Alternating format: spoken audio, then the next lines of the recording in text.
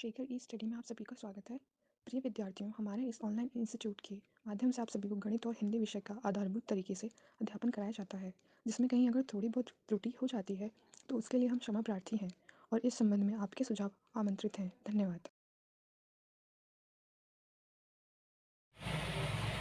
देखिएगा, साधारण अंकगणितीय समीकरण की बात करें, आज से इसका शुरुआत है। ओवरऑल पार्ट 27वां होगा। साधारण अंकगणितीय समीकरण का पार्ट पहला होगा। ठीक है, इसमें कुछ बेसिक नियम होते हैं जो आप पीछे की कक्षाओं में पढ़े होंगे। अगर आप 8th में 9th में कहीं भी मैथ अगर पढ़ें तो पीछे की कक्षाओं में ये सारे रूल्स दिए होते हैं। ठीक है, हालांकि बहुत लोगों को जानकारी होती है, लेकिन फिर भी इसे बताने का एक फ़र्ज है, आपको रिकॉल हो जाएगा। ठीक है, तो आइए देखते हैं इसे। वर्डमास का नियम बहुत प्रचलित नियम है। ठीक है, इसमें देखिए जितने भी ये वर्ड्स हैं, इनके जितने भी ये लेटर्स हैं, सबके अलग अलग मायने हैं। ठीक है, जैसे बी के ब्रैकेट, ओ के ऑफ, डी के डिविजन्स, एम के मल्टीप्लिकेशन, ए के एडिशन और एस से सब्ट्रैक्शंस। ठीक है, मतलब यहाँ पे ब्रैकेट से है, बी ब्रैकेट कोष्ठक से है, ऑफ मतलब का गुणा से है, डी मतलब भाग से, डिविजन्स भाग से है, यहाँ पे देखिए मैंने साइन लिख दिया है, मल्टीप्लिकेशन गुणा से है एम से, ए एडिशन जोड़ से है, एस से घटाना से, मतलब ऋणात्मक जो आप कहते हैं घटाने की तरीके, सब्ट्रैक्शंस। ठीक, तो इतनी आपको क्रम ये जो दिए गए ये यही क्रम से चलता है। मतलब अगर आपको ब्रेक करने को दे दिए जाए किसी क्वेश्चन में तो आप पहले कोष्ठक को हटाएंगे, फिर गुणे पे मतलब का के रूप में। यहाँ पे देखिए मैंने एक चीज़ यहाँ पे लिखा है, तो ये का आता है क्वेश्चन में। ठीक है, उसका मतलब गुणा हो जाता है। ठीक है, आएगा का गुणा तो आपको देखिए यहाँ पे मिलेगा। ठीक है, मल्टीप्लिकेशन, लेकिन ये जो का वर्ड आता है इसका मतलब अपने आप में गुणा से ही होता है। ठीक है, तो मिलेगा तो आपको का वर्ड, लेकिन आप करेंगे उसका क्या, गुणा करेंगे। ठीक है, ये आप जानते रहिएगा। ठीक, तो उम्मीद करता हूँ ये आप समझ पाए होंगे। बहुत ही सिंपल सा है, एक एक जो ये B O D M A S है इनका अलग अलग मायने हैं। ब्रैकेट कोष्ठक मतलब आपको पहले कोष्ठक हटाना है, ऑफ मतलब का होगा तो का को हटाना है, फिर भाग करना है, फिर गुणा करना है, फिर जोड़ करना है, फिर घटा देना है। देखिए इसे याद करने का एक तरीका है, का को पहले तोड़िए ता पीछे दो भाग, गुणा करो धन जोड़ दो, ऋण को दो घटाए। का को पहले आपको तोड़ना है, मतलब कोष्ठक के बाद। ठीक है, ये सारी घटनाएं क्या होगी, कोष्ठक के बाद होंगी। कोष्ठक के बाद का को आपको पहले तोड़ना है, फिर आपको पीछे से भाग दे देना है, मतलब का को तोड़ने के बाद आपको भाग देना है, फिर गुणा कर देना है। देखिए का को तोड़ना है, भाग देना है, फिर देखिए गुणा करना है, फिर धन जोड़ दो, ऋण को दो घटाए, देखिए ऋण को घटा देना है। ठीक है, तो ये आपका रूल होता है वर्डमास का। यहाँ से आपको बहुत सारे प्रश्नों को हल करने में आसानी होगी। जैसे इसी से रिलेटेड मैंने एक क्वेश्चन ले लिया है ताकि आपको बेहतर समझ आए। देखिएगा, ये एक समीकरण के रूप में, इसमें ये सारे जितने भी ये मैंने बताए ये सारे इंक्लूड हैं। ठीक है, अब आपको इसे ब्रेक करना है, मतलब आपको सरलतम मान ज्ञात करना है। सरलतम मान कैसे ज्ञात करेंगे, एक एक को तोड़ते जाएंगे तभी आएगा। पहले छोटा कोष्ठक हटाएंगे, फिर मझला, फिर बड़ा, फिर आपका का अगर होगा, अगर का नहीं है तो भाग वाले पे जाएंगे। जैसे अगर कोई भी एक चीज़ अगर नहीं मिलता है, जैसे ब्रैकेट के बाद प्रश्न में आपका सीधे भाग आ गया है, तो का नहीं है तो भाग में चले जाएंगे, भाग नहीं है सीधे गुणा में जाएंगे, गुणा नहीं है तो प्लस में जाएंगे। ऐसा नहीं कि कोष्ठक हटाए सीधे प्लस में पहुंच गए, प्लस सॉल्व किए तो फिर भाग में आ गए, भाग सॉल्व किए तो माइनस में आ गए, तो आपका आंसर क्या होगा, गलत आ जाएगा। ठीक है, देखिएगा इसमें सबसे पहले हम ब्रैकेट को सॉल्व करेंगे। ठीक है, इसे हम लिख सकते हैं 5, पूरा ब्रैकेट हटा दीजिए बड़ा वाला, 5 गुणे 3 प्लस मझला ब्रैकेट रहेगा 4 9 भागे 7 गुणे 6 माइनस, अब इस छोटा वाला हटा दीजिए। ठीक है, अभी बड़ा वाला रहने दीजिए, क्रम से हटाइए ज़्यादा अच्छा रहेगा। ठीक है, 7 4 में 28 होता है, ये 4 आ गया, छोटा वाला हट गया, मझला लग गया। ठीक है, अब मझला कोष्ठक आपको हटाना है, मतलब इसको सॉल्व करना है। भाई मझला तभी हटेगा जब ये पूरा सॉल्व होगा। अब इसके अंदर कैसे सॉल्व करेंगे, क्या क्रम होगा, क्रम ये होगा कि पहले आपको भाग से सॉल्व करना है। ठीक है, फिर आपको क्या करना है, भाग के बाद गुणा आना है, फिर आपको अंत में माइनस जाना है। तो 7 से 49 में भाग देंगे क्या आ जाएगा, 5 गुणे 3 प्लस 7 से 49 भाग देंगे तो आ जाएगा क्या, 7। मझला कोष्ठक हट गया है, फिर गुणा 6 बचा माइनस 4। ठीक, अभी इसे लगाए रखिए। ठीक है, अभी ये पूरा सरल नहीं हुआ है ना। अब देखिए 5 गुणे 3 तो यूँ ही रहेगा। अब देखिए पहले, अब भाग के बाद क्या है, गुणा है, तो 6 7 में 42, 42 में से 4 गया। देखिए 7 6 में 42, 42 में से 4 गया 38। अब ये मझला कोष्ठक आप हटा सकते हैं। ठीक है, अब 5 3 में 15 है, 15 और 38 आपको जोड़ देना है, ठीक है। 15 और 38 आपको जोड़ देना है। 15 38 जोड़ेंगे तो आएगा 8 5 13, 3 1 4 1 5 53। ये आपका आंसर हो गया। देखिए मैंने क्रम से किया, पहले हमने ब्रैकेट को हटाया, फिर पहले ब्रैकेट को हटाना था, फिर का को हटाना था। देखिए यहाँ प्रश्न में कहीं का नहीं है, ठीक है। का नहीं है तो का से कोई मतलब नहीं, दूसरा चलेंगे, अगला चलेंगे भाग। तो भाग हटाना है तो पहले तो ब्रैकेट को सॉल्व करना है, तो ब्रैकेट के अंदर पहले छोटा वाला सॉल्व करेंगे, छोटा सॉल्व करेंगे, उसके अंदर भाग है उसे सॉल्व करेंगे, फिर मझला सॉल्व करेंगे, मझला के अंदर जितनी ये भाग गुड़े हैं उनको क्रम करके सॉल्व करेंगे, फिर हम बड़े पर जाएंगे, तब आपका आंसर क्या आ जाएगा, 53 आ जाएगा। उम्मीद करता हूँ समझ में आया होगा। जहाँ भी दिक्कत हो आप कमेंट बॉक्स में पूछ सकते हैं। आइए अगला रूल देखते हैं। देखिएगा कुछ महत्वपूर्ण नियम है, नियम देख सकते हैं। देखिए ए माइनस बी का होल स्क्वायर, इसका फार्मूला होता है a square plus B square minus 2ab, ठीक है। ये सारे फार्मूले आप पढ़े हुए हैं, लेकिन एक बार मैं आपको सभी बता देता हूँ। ए प्लस बी का होल स्क्वायर फार्मूला होता है a square plus B square plus 2ab, ठीक है। आप इन्हें याद कर सकते हैं, ठीक है। इन्हें आप याद कर सकते हैं, ए का वर्ग धन बी का वर्ग, और सॉरी ए धन बी का होल वर्ग, ए माइनस बी का होल वर्ग। अब देखिए ए का वर्ग माइनस बी का वर्ग, ये होता है एक कोष्टक में ए प्लस बी, दूसरे में होता है ए माइनस बी, ठीक है। ये जितने फार्मूले में बता रहा हूँ आप लिखिए, एक दो बार पढ़िए, याद हो जाएगा, ठीक है। अब देखिए सभी को नहीं, मतलब जो महत्वपूर्ण है मैंने उन्हीं की यहाँ पे चर्चाएं की। ए प्लस बी का whole square plus a minus b का होल स्क्वायर, ये बराबर क्या होता है। देखिए ए प्लस बी का होल स्क्वायर आपने निकाला, यहाँ पे देखिए a square plus B square plus 2ab, और ए माइनस बी का होल स्क्वायर निकाला था a square plus B square minus 2ab। तो ये तो कैंसिल हो जाएगा, बचेगा ये। आप इसे लिख सकते हैं दो कॉमन लेके ए स्क्वायर प्लस बी स्क्वायर, मतलब इतने का मान अगर आप दे दें ए स्क्वायर प्लस बी, ए प्लस बी का whole square plus a minus b का होल स्क्वायर दिया रहे तो किसके बराबर होगा, 2 इंटू ए स्क्वायर प्लस बी स्क्वायर के, ठीक है। इसी तरीके से ऋणात्मक वाला देख लीजिए। आपने धनात्मक देखा, ऋणात्मक वाला देखिए। ऋणात्मक में क्या होगा, यही चीज़ सेम प्रक्रियाएं होंगी। आप कर सकते हैं a square plus B square plus 2ab, और दूसरा है देखिए बीच में माइनस चिन्ह है, ठीक है, इसलिए आप ब्रैकेट में लिखेंगे a square plus B square minus 2ab, ठीक है। अब जैसे ही ब्रैकेट ये हटाएंगे, मान लीजिए यहाँ पे ब्रैकेट हमने क्रैक कर दिया, a square plus B square plus 2ab, bracket के अंदर माइनस ए स्क्वायर, ये फिर माइनस कर देगा माइनस बी स्क्वायर, ये माइनस माइनस प्लस कर देगा 2ab, ये और ये कट जाएंगे, 2ab क्या हो जाएगा 4ab। मतलब अगर आपको दे ए प्लस बी का होल स्क्वायर माइनस ए माइनस बी का होल स्क्वायर, तो आप उसके बराबर क्या लिखेंगे 4ab की, ठीक है। किसके 4ab की, ये 2 इंटू ए स्क्वायर प्लस बी स्क्वायर की। अब देखिए अगला है ए प्लस बी का whole cube. A plus B के होल क्यूब का फार्मूला ए का क्यूब प्लस बी का क्यूब प्लस 3ab कोष्टक में ए प्लस बी होता है, ठीक है। इसे आप याद कर लेंगे, एक दो बार लिखेंगे अपने आप याद हो जाएगा। ए माइनस बी का बात करेंगे तो ए माइनस बी का होल क्यूब, ए का क्यूब माइनस बी का क्यूब माइनस 3ab कोष्टक में ए माइनस बी, ठीक है। देखिएगा हमेशा ध्यान दीजिएगा, ये क्यूब जो रहेगा तो सब चीज़ माइनस में रहेंगे, और ये क्यूब में अगर प्लस है तो सब प्लस में रहेंगे। लेकिन यहाँ पे बदल जाती है, यहाँ पे देखिए एक प्लस हो जाता है, क्योंकि वर्क करेंगे तो ऋण ऋण क्या हो जाता है, धन हो जाता है। आप जानते होंगे धन गुणे धन, मतलब धन और धन का गुणा करेंगे तो ये आएगा धन ही, धन गुणे ऋण का गुणा करेंगे तो आएगा ऋण, ऋण गुणे धन का गुणा करेंगे तो भी ऋण आएगा, ऋण गुणे ऋण का गुणा करेंगे तो ये धन हो जाएगा, ठीक है। ये कंडीशन आप जानते रहिए हमेशा, जब भी माइनस और माइनस का गुणा होता है धन हो जाता है, माइनस प्लस का गुणा होता है तो माइनस हो जाता है, प्लस का गुणा माइनस के साथ होता है तो भी माइनस हो जाता है, प्लस का गुणा प्लस के साथ होता है तो भी प्लस हो जाता है, ठीक है। ये आप जानते रहिए, ये आप जानते भी होंगे, हालांकि फिर से मैंने आपको एक बार बता दिया। अब देखिए ए का क्यूब प्लस बी का क्यूब, ठीक है, ए का क्यूब प्लस बी का क्यूब। अब इसको आपको बताना है, देखिए इसका क्या होता है, एक कोष्टक में ए प्लस बी होता है, दूसरे में a square plus B square plus a b होता है, ठीक है। ए का क्यूब प्लस बी का cube, a plus b, a square plus b minus A b, यहाँ पे माइनस बना लीजिएगा, ठीक है, माइनस ए बी, ठीक है।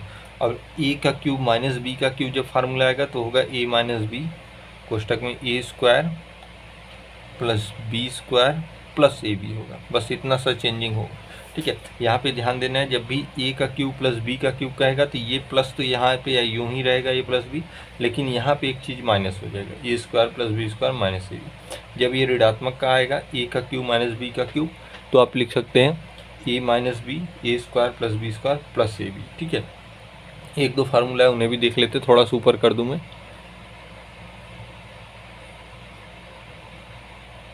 ठीक है, a प्लस बी प्लस सी का होल स्क्वायर।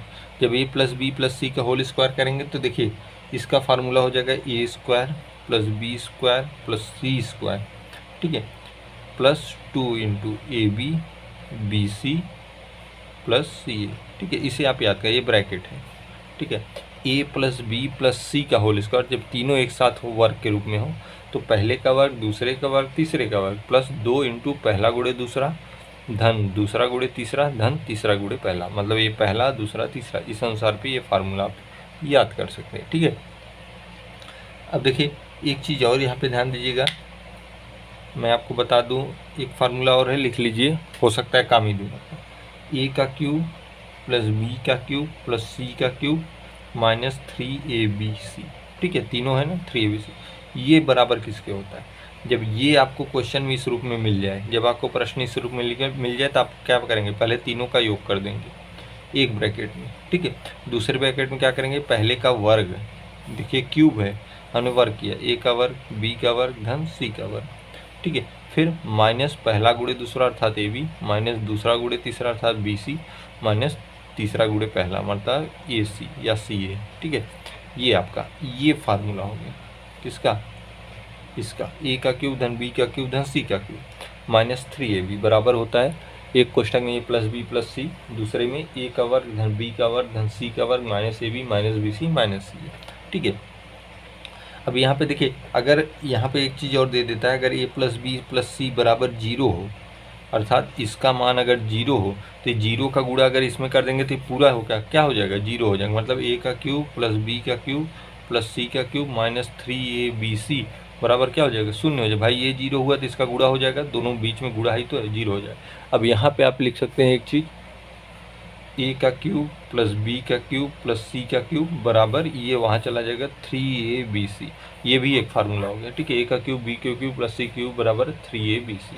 ठीक है, तो इसको भी ध्यान रखेंगे, इसको भी ध्यान रखेंगे, इसको और इसको, बाकी तो जितना मैं बताया वो भी महत्वपूर्ण है। ठीक है, ये जानते रहिएगा जो मैंने यहाँ पे बताया आपको।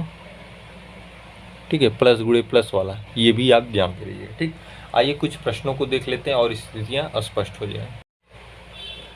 देखिएगा, एक प्रश्न ये भी है, उसी फार्मूले पर आधारित है जो मैंने आपको अभी भी बताया। ठीक है, देखिए 941 धन 149 का होल वर्ग धन 941 माइनस 149 का होल वर्ग बटे 941 गुणे 941 धन 149 गुणे 149। ठीक है, अब देखिए यहाँ पर अगर हम मान ले, देखिए दो संख्या आपको दिखेंगी, 941 दिख रही है और 149, इसके अलावा और कोई संख्या नहीं है। ठीक है, तो 941 को अगर हम a मान ले और 149 को हम b मान ले, ठीक है, मतलब 941 के स्थान पे a रखें और 149 के स्थान पे b रखें, तो देखिए यहाँ पर हो जाएगा a, यहाँ पे हो जाएगा b का वर्ग, यहाँ पे देखिए a, यहाँ पे हो जाएगा b का वर्ग बटे, यहाँ पे देखिए a गुणे a धन b गुणे b।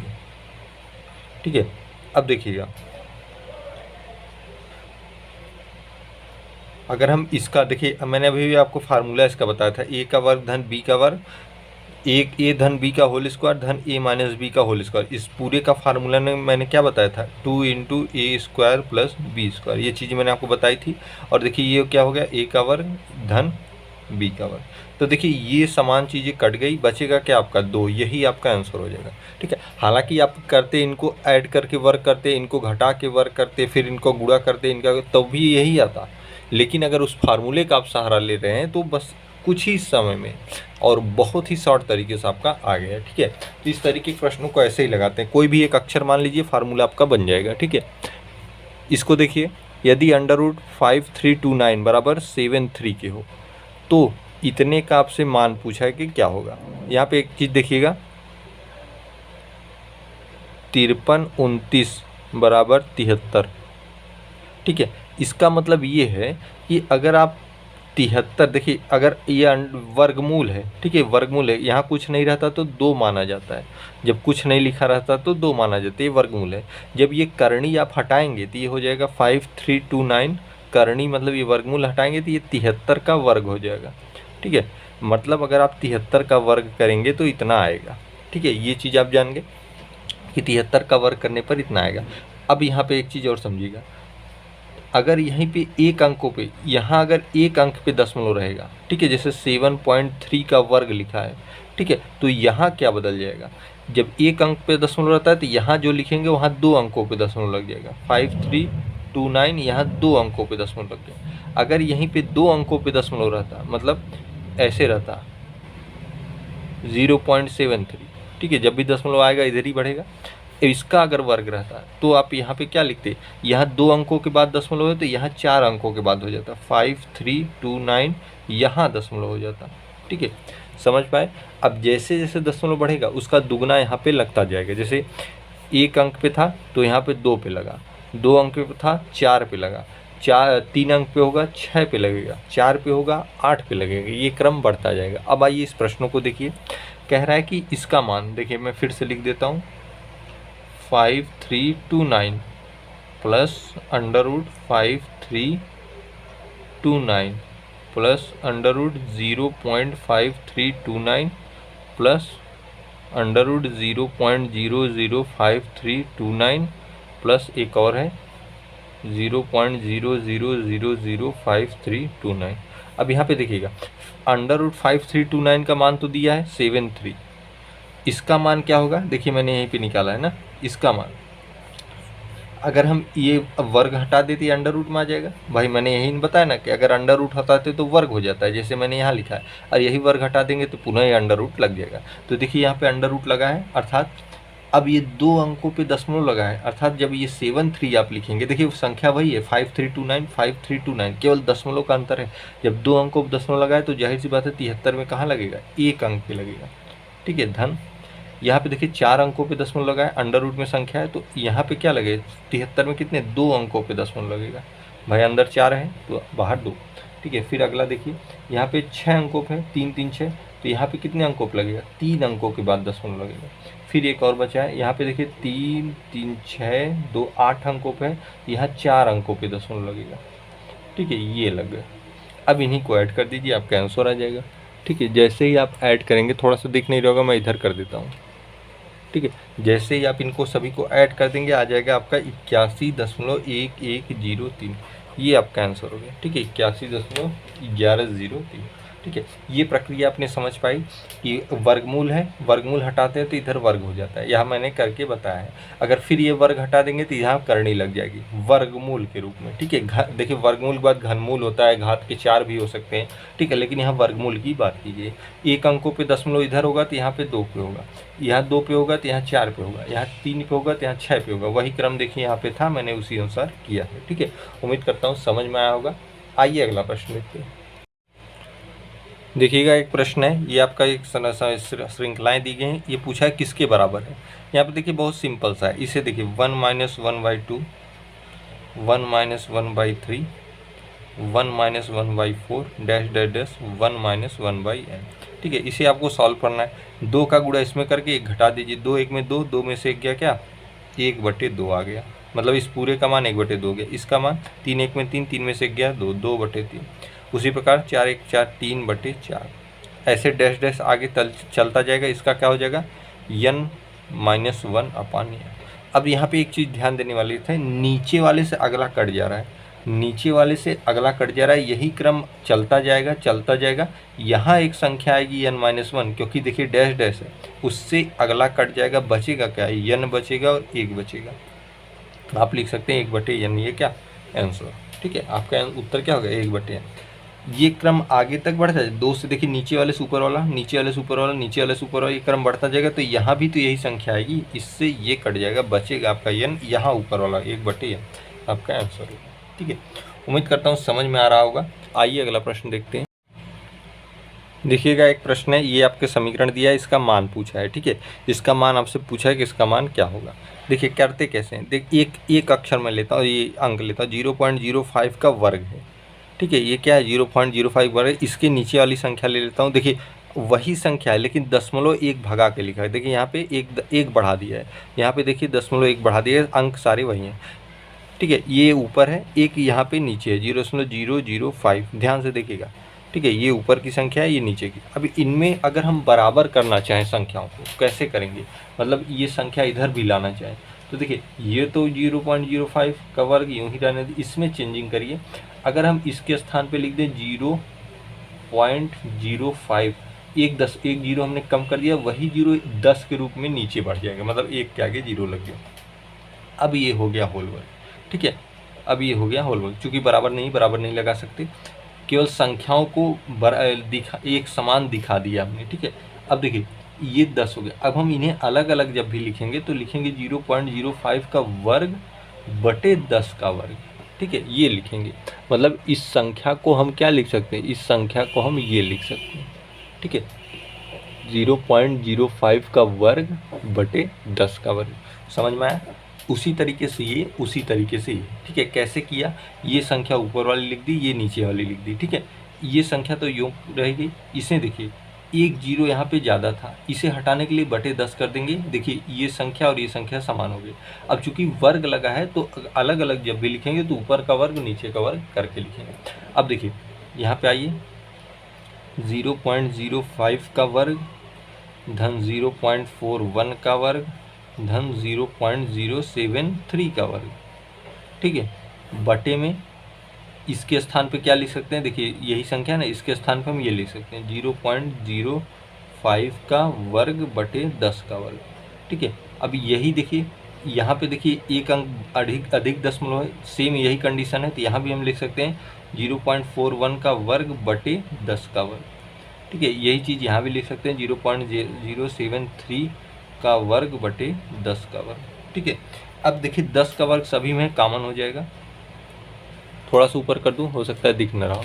ठीक है, अब देखिए 0.05 का वर्ग धन 0.41 का वर्ग धन 0.073 का वर्ग।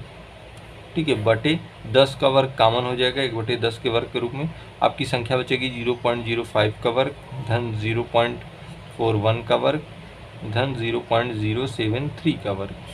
ठीक है, ये पूरा इससे कट जाएगा, 1/10 का वर्ग बचा है, 10 का वर्ग ऊपर चला जाएगा, आपका आएगा 10 का वर्ग। 10 का वर्ग क्या होता है, 10 का वर्ग हो जाएगा आपका, यहाँ पे आप लिख सकते हैं 100 के बराबर। ठीक है, आपका आंसर क्या हो गया 100। ठीक है, तो इस तरीके के प्रश्न आपके साधारण अंकगणितीय समीकरण में पूछे जा सकते हैं, इन्हें आप आसानी से सॉल्व कर सकते हैं। मैं इसके बहुत सारे अभ्यास कराऊंगा, आप निश्चिंत रहिएगा। आज का पार्ट यहीं पे समाप्त करते हैं।